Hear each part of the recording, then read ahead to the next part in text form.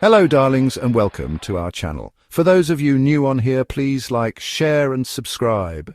If you're dreaming of Big Ben, a proper cuppa, or just escaping your mother-in-law by moving to the UK, this is crucial. We're seeing a shocking number of visa applications hit the skids, often for the daftest, most avoidable reasons. Today we're pulling back the curtain on the UK Home Office. We're going to delve into why so many hopefuls are getting that dreaded "computer says no" email. Sometimes it's the little things, the tiny details you'd barely give a second thought to that can trip you up at the final hurdle. So grab a biscuit and let's get down to brass tacks. Now let's talk about these hidden reasons. The Home Office can be terribly particular. It's not always about the big, obvious things like whether you're a brain surgeon or if you've got a job offer from the king himself. First up, let's tackle the dreaded incomplete documentation. You'd think this was straightforward, wouldn't you? Like remembering to put trousers on before you leave the house. But you would be amazed. We're talking about something as simple as a missing signature on one page, or perhaps you've forgotten to include that one specific appendix they asked for in tiny print. It sounds trivial, but to the visa officer it's like a red flag waving. Think of it like baking a cake, a very important, life-changing cake. If you leave out the eggs or the flour, it's just not going to rise, is it? It'll be a sad, flat mess. Similarly, if a document is missing or a section isn't filled out correctly, the entire application can be deemed incomplete. They don't have time to chase you for it. They've got thousands more to get through. So that one missing piece, that one unchecked box, can be the difference between a "welcome to the UK" and a "sorry, try again later." And it's not just missing documents, it's also about the correct documents. Submitting an old bank statement when they've specifically asked for one within the last 28 days, instant red flag. Or perhaps the format isn't quite right, or a translation isn't properly certified. These aren't just suggestions, they're requirements. The Home Office provides checklists for a reason, and ignoring them is like playing Russian roulette with your application. Every single piece of paper matters, every date, every signature. It's a meticulous game, and you need to play it perfectly. Right, let's talk money, honey. Specifically the insufficient funds pitfall. The Home Office has become quite the financial detective. They want to see a consistent history of funds. They'll be looking at your bank statements for the past few months, sometimes longer, to ensure that money hasn't just magically appeared overnight. They want to see regular income, if applicable, or a clear, traceable source for the funds you're presenting. If your financial situation looks more erratic than a toddler on a sugar rush, it's going to raise eyebrows. So it's not just about the final balance, it's about the story your bank account tells over time. Ensure it's a story of financial stability and responsibility, not a last-minute scramble. This is where so many people get caught out, thinking a quick transfer will do the trick. It rarely does. Think of it as your financial CV. It needs to be consistent, clear, and demonstrate that you meet the requirements not just for a fleeting moment, but sustainably. Transparency and consistency are your best friends when it comes to the financial part of your application. Don't give them any reason to doubt your financial standing. Have you enjoyed the video so far? If so, don't forget to like, share and subscribe to be the first to receive any of our highly informative and sought-after content. Alright, so we've peeked behind the curtain at those sneaky hidden reasons. Now let's talk about the absolute howlers, the facepalm moments, the common mistakes that applicants make, which are just giving the Home Office an easy no. First on our list of, oh, for goodness sake. Errors is applying without checking the very latest immigration rules. The UK immigration rules change more often than some people change their socks. What was perfectly fine last year, or even last month, might now be grounds for an instant refusal. The Home Office website, UKVI, UK Visas and Immigration, is your Bible here. They publish updates, new guidance, changes to requirements, and you absolutely must check the current rules for your specific visa category before you even think about filling in that form. People often rely on advice from friends who applied ages ago, or they dig up some dusty old forum post from the dark ages of the internet. While their intentions might be good, the information could be dangerously out of date. So, rule number one, always go to the official source for the most current information. Next up, a classic blunder that makes visa officers sigh with weary resignation: submitting documents that aren't properly certified or translated. If your documents aren't in English or Welsh, you need a full certified translation. This means it has to be done by a professional translator or a reputable translation company. And that's not all. The translation must usually be accompanied by a statement from the translator confirming its accuracy, the date of translation, and their credentials or contact details.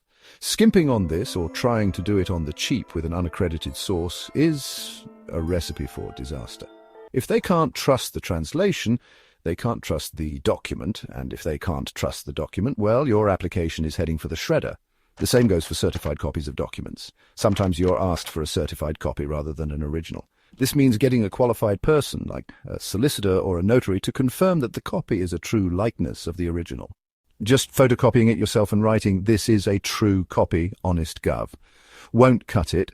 Pay attention to these requirements. They're not there to make your life difficult. They're there to ensure the integrity of the immigration system. Get your translations and certifications done properly. It's an investment in your success. Oh, the internet, a wonderful source of information and, alas, a veritable cesspit of misinformation. This brings us to our next common clangor, relying on outdated visa application guides found on random forums or unofficial websites. These unofficial guides, while often well-intentioned, can be riddled with errors, be hopelessly out of date, or simply not apply to your specific circumstances. The UK visa system is complex, with dozens of different routes and categories, each with its own unique set of requirements. What worked for Happy Traveller 123 on a student visa 5 years ago is unlikely to be relevant for your skilled worker visa application today. Think of it like this. You wouldn't use a tourist map from the 1950s to navigate London today, would you? You'd miss the Elizabeth line entirely. Using an old or unofficial guide is just as perilous. You could miss crucial new requirements, misunderstand existing ones, or submit entirely the wrong kind of evidence. And the Home Office won't accept, "But I read it on a forum," as an excuse. They expect you to use the official current guidance available on the UKVI website. So while forums can be great for moral support or sharing general experiences, please do not use them as your primary source for application guidance. Stick to the official channels. It might take a bit more effort to wade through the government websites, but it's infinitely safer than risking your entire application on the potentially dodgy advice of an anonymous internet guru. Your future in the UK is too important for that. And finally, we come to a mistake that is so simple yet so common, it makes you want to weep into your tea, forgetting to attach crucial supporting documents. Right then, you savvy lot. We've waded through the pitfalls and the common blunders. Feeling a bit daunted? Don't be. Because now we get to the good bit. The insider tips, the clever tricks, the ways to make your application not just acceptable, but positively sparkle. My first tip is so crucial, it's practically a commandment. Thou shalt use the official UKVI checklist for your specific visa type. The Home Office website provides detailed document checklists for almost every visa category. This isn't just a vague guideline, it's your roadmap to success. It tells you exactly what they expect to see. Think of it as the recipe for your application. If you're baking a Victoria sponge, you need a specific recipe for a Victoria sponge, not one for a fruitcake or a Cornish pasty. Similarly, the documents required for a skilled worker visa are very different from those for a student visa or a spouse visa.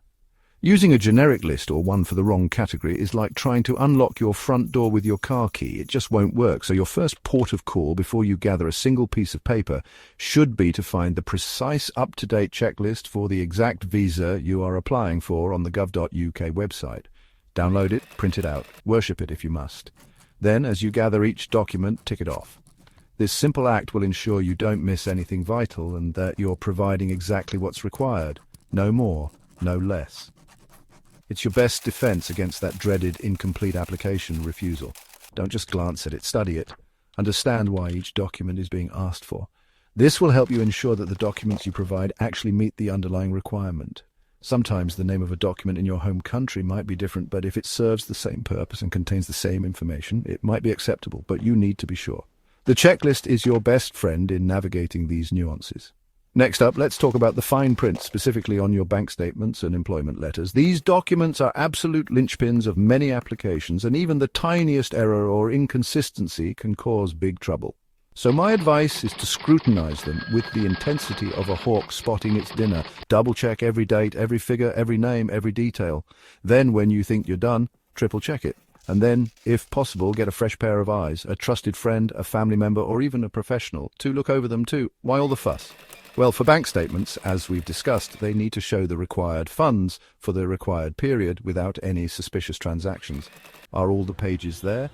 Is the bank's name and logo clearly visible? Are the dates correct and sequential? For employment letters, they need to confirm your role, your salary, your start date, and any other details required by your specific visa category. Is it on official letterhead? Is it signed by the correct person? Does the information match your CV and other documents?